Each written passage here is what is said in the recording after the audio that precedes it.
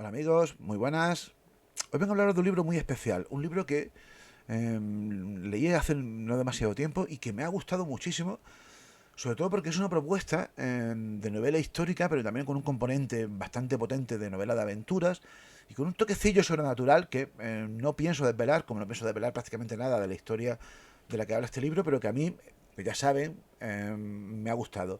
Se trata de un libro titulado El tercio del mirlo blanco, escrito por Carlos Molina Martínez, que se centra en uno de los periodos más interesantes de la historia militar española, que es el apogeo de los tercios. La infantería que durante prácticamente un par de siglos dominó los campos de batalla europeos y también de ultramar. Pero se centra en, obvio, no voy a hacer spoiler, pero bueno, necesito contaros brevemente algo, ¿no?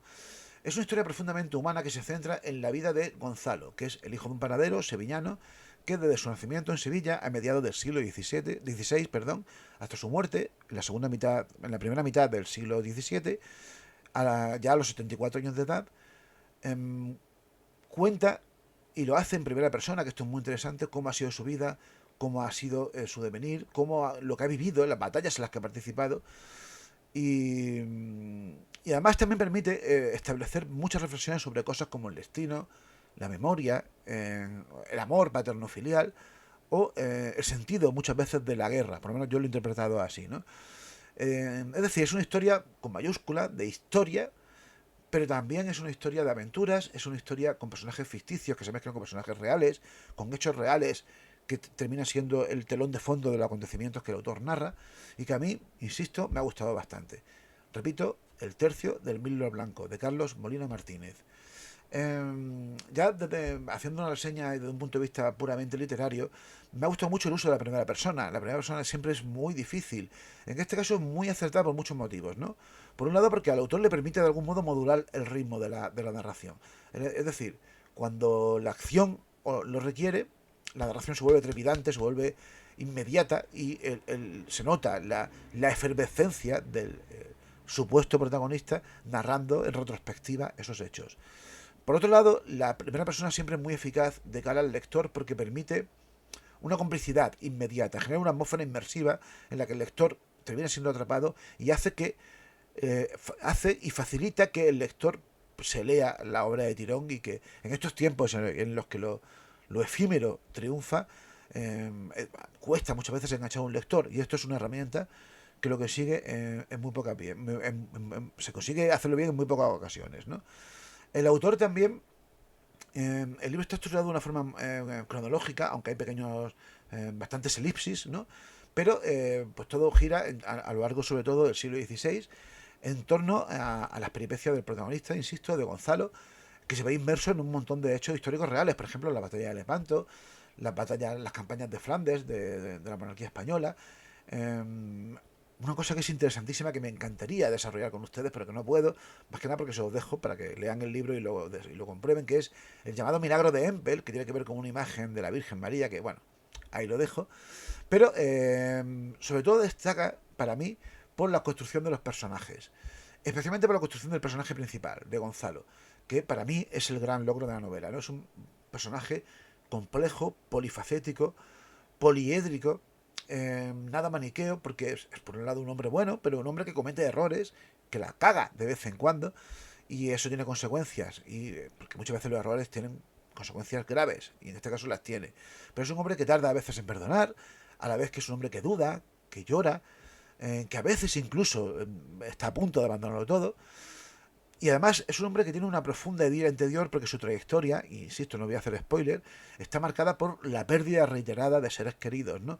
Y eso hace de él pues un personaje con una llaga interna potente. Pero ojo, en ningún momento el autor, al describirlo, cae en el victimismo, ni cae en una amargura facilona, ni cae en la autocomplacencia. Al contrario, es de algún modo ese drama interno es el motor que le lleva a ser como es a Gonzalo.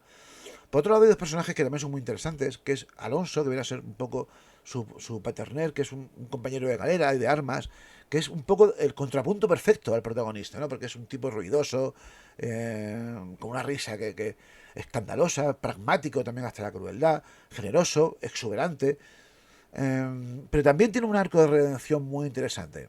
evidentemente no lo puedo contar aquí.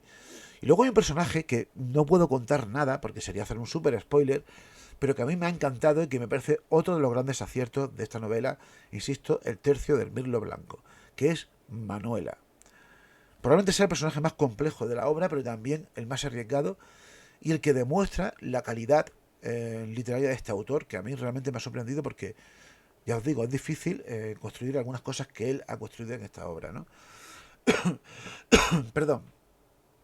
Otro aspecto muy importante que a mí como historiador me ha gustado mucho es el cuidado que el autor ha puesto a la hora de narrar y exponer las batallas y el contexto histórico en el que se desarrolla la acción de Gonzalo y de sus compañeros protagonistas. Se nota que el autor ha investigado bien y con profundidad todo esto y es realmente abrumador a veces. De hecho es tan abrumador que quizás sea ese un aspecto que quizás haya que ofrecer como crítica negativa, entre comillas, ¿no? Porque a veces el autor se regodea demasiado en esto, ¿no? En las batallas, en la batalla de Lepanto, por ejemplo, que está escrita con una precisión brutal, pero quizás se hace demasiado larga, no sé, ya es cuestión de un poco de gustos, ¿no? El asedio de Harlem, por ejemplo, la batalla de Mock, la campaña de Filipinas, o el milagro que comentaba antes de Empel, ¿no? Eso sí, también es, a ver, es cuestión de criterios, como os decía, ¿no? Yo como historiador no me gustan este tipo de narrativas, pero yo entiendo que a otros lectores les puede quizás importunar.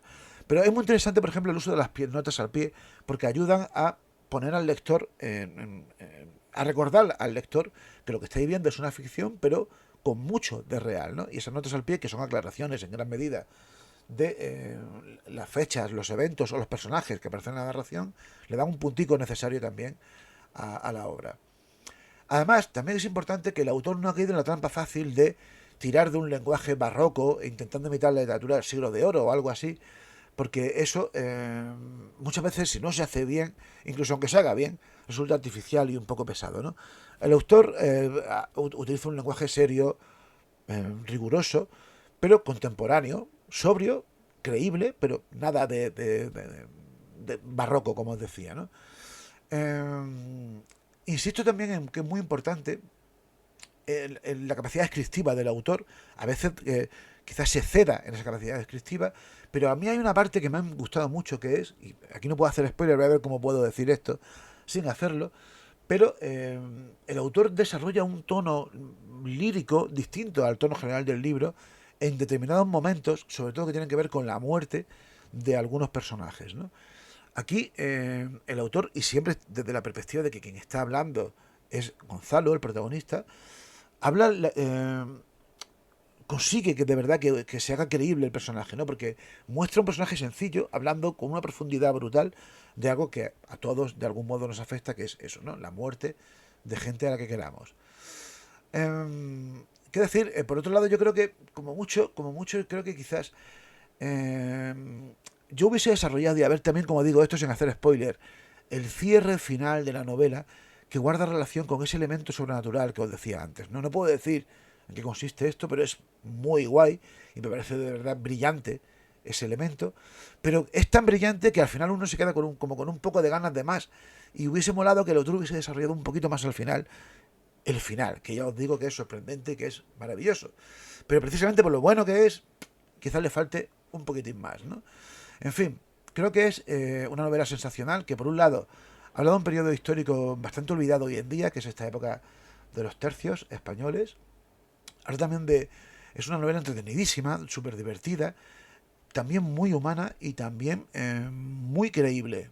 Sobre todo porque os digo, gran parte de lo que cuenta es real, ¿no?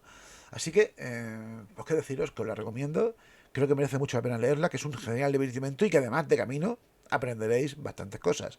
Que eso al final es el doble objetivo que tiene toda buena novela histórica. Insisto, el tercio del Mirlo Blanco. No lo perdáis.